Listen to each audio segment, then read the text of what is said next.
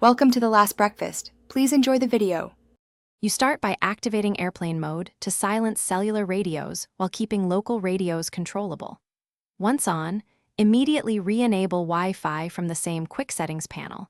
Make sure Bluetooth is on if you plan to tether or use accessories. You do this because airplane mode stops mobile data, but often lets you decide Wi-Fi and Bluetooth states. If your device prompts, confirm you want wireless services back. This isolates cellular networks while allowing network access over Wi-Fi. Once Wi-Fi is enabled, choose the network or personal hotspot you intend to use and connect like normal. Enter the password, use WPS where supported, or join the phone hotspot showing on the list. Make sure the hotspot device has its cellular tethering active. You want to confirm signal strength and IP assignment. Check for an IP address or connected status.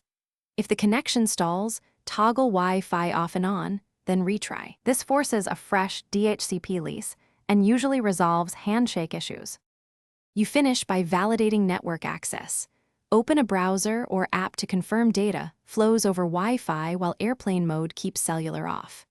If pages fail to load, first toggle airplane mode off, then back on to reset radio states, then reconnect Wi-Fi.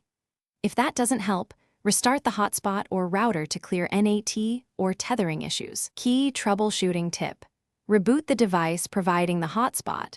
Most persistent connectivity problems stem from the hotspot's tethering service needing a restart. Thanks for watching. If this was helpful, leave a like and consider subscribing. See you next time.